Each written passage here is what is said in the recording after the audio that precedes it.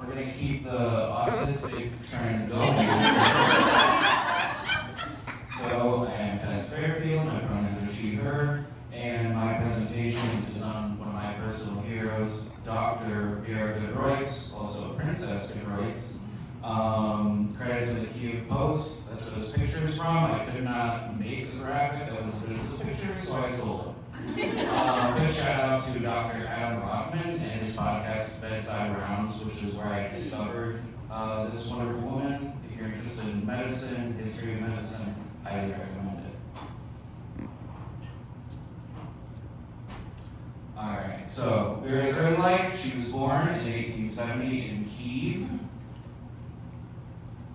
This here is a lovely hands-on sketch of Kyiv in the 1870s. Her mother's family was Germanic, her father's family was a princedom in Lithuania, which Ukraine and Lithuania during that time were part of the Russian Empire. She was really cool, so she got kicked out of several schools. She went to the Bryansk Women's Gymnasium, where she got kicked out for basically screwing with her teachers. She was arrested in 1892 because she was involved with leftist groups in Russia, which obviously the monarchy don't really down for that. So basically she was like, I want to study medicine, I can't study medicine in Russia. Also, I'm a woman, so I have no rights. And so she basically married a guy that was a friend of hers who joined the Russian military. He went to Vladivostok, it was at a fucking continent. And so she was able to run off to the University of Lausanne in Switzerland, which during that time was one of very few schools that actually allowed women to learn get advanced degrees. I didn't even mention, she was openly gay her entire life, which given it was the turn of the 20th century was a big deal. So yeah, she there was no pretense that they were ever really a couple. She was one of 5 children. She had one brother that died when she was very young, Sergei, and she actually utilized his name later on in life. She published some poetry, and she wrote under the name Vera Gedroits so that it would actually be published. So she went to Lausanne. She studied under this gentleman right here, Professor César Roux, who pioneered gastric bypass surgeries. She was immediately able to utilize the experience she got because shortly after she got her degree, studying under the professor, helping him do research, and her family suffered a lot of problems. One of her siblings died, her mom had a nervous breakdown, and her dad basically begged her to come home and help, which she reluctantly did. She had a girlfriend in Lausanne that she unfortunately had to leave. She worked as the physician at Maltsov's cement factory. So I think it's really poetic that she went from doing this leftist activism to going and primarily treating workers who, due to the very hard labor they were doing, they primarily suffered from hernias. Within a year of working there, she performed 248 procedures. Almost none of her patients died, which was exemplary. Oh boy, the Russo-Japanese War, the war nobody knows about. So I'm learning my being autistic is about periods and areas that you never learn about in school because I was really hiding from us. So in brief, the Russo-Japanese War was fought between, surprise, surprise, Russia and Japan. It was mainly China was kind of getting carved up by the various colonial powers. They wanted to control over China and Korea. Russia really wanted a warm water port because all their ports were in the Baltic, which is cold as shit and frozen most of the time. And they wanted that. That's why they had Vladivostok. The Japanese were like, screw that, we're actually going to colonize this area, fuck you guys. And so they went to war over it. Russia got its shit pushed in because they were like, we don't need logistics or competent naval officers. We're white. We can't lose. So yeah, as you can imagine, trying to maintain supply lines across the entirety of Russia was not a great idea.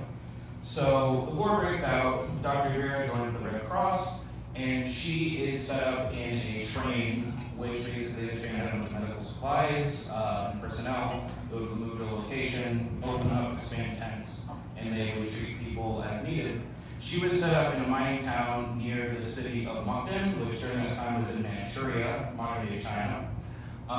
And she was performing a lot of surgeries. This is a picture of the Battle of Mukden, which was a very famous battle. It was one of the largest land battles that had been fought to that point in the world. It was a massive Russian defeat. And so she actually had to help evacuate her patients under artillery fire. Technically, you legally weren't allowed to kill medics, but anyone who's played a class-based shooter knows that the focus in the healer is very efficient. So basically, the Russian army were like, we're not getting the fuck out of Dodge until all these patients are out. So she helped get them out. Fucking beasts, they left, and then Russia immediately folded, like shortly after they lost this battle. This right here is a consolation prize. This was given to various people that served in the Russo-Japanese War until they fucking lost, whatever. And then down here we have the Medal of Bravery, which Dr. Greer was given.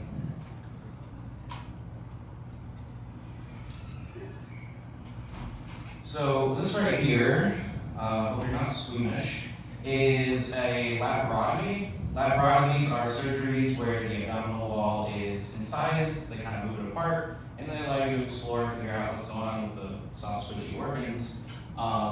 During this time, she was really a pioneer because, like, she was born in 1870. Germ theory was cutting-edge science around the time she was born. Antiseptic technology was not great. And so the general rule was literally to, like, have somebody sit up, let the wound drain, and pray. But they didn't die. And so with all of her experience, she really, like, had a whole methodology, early intervention for how to do it that ended up saving a lot of lives. She was incredibly successful. As it says here, like, she published 17 scientific papers in 7 years. She spoke at the Third Conference of Surgeons in 1903. After the war, she went back, she served at a hospital that was helping a mining community.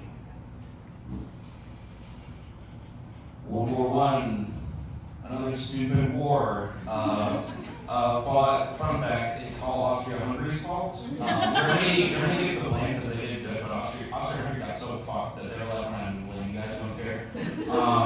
But she was employed by the Imperial Russian household. She was the second highest rated medical officer there.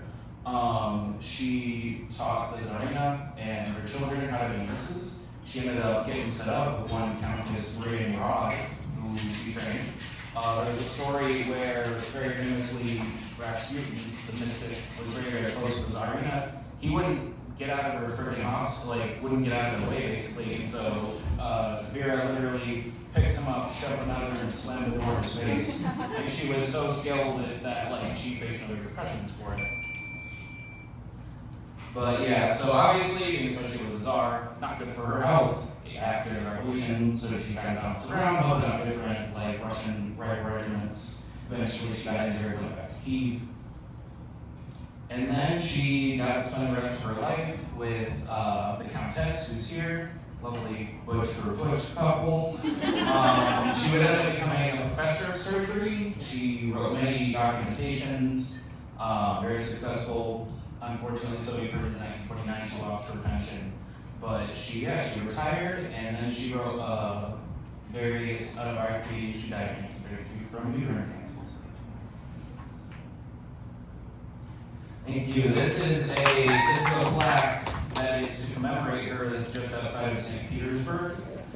Between the fact that she was an openly gay leftist, combined with the fact that she worked for the Imperial Russian household, there's lots of factors that led to her being kind of suppressed. So yeah, most people don't know better than that today. I'm trying to change that.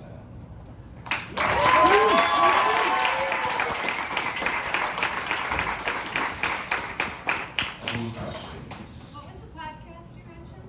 Podcast is Bedside Rounds. Bedside Rounds. I highly recommend it. I love it. She wrote fictionalized autobiographies. Are these fictional accounts of her life or other people's lives? They're fictionalized accounts of her own life. Okay. Yep. Alright. Quick question. Did you say when you were introducing her that she was a princess too? Yes, so her father was a member of a princely family from Lithuania, and if you read like various things that people who work with her wrote about her, they almost always refer to her as Princess Gedroits or Princess Vera. They usually default to that as opposed to calling her doctor. But then again, that was like when the Imperial Show was in charge, so it was probably considered a lot more important to them that she was royal as opposed to being like a fucking professional. But yeah, she was great. She was openly gay the whole time, very, very butch. And I'm like, she's doing like exploratory surgeries while bombs are going off around her, so I wouldn't step to her either.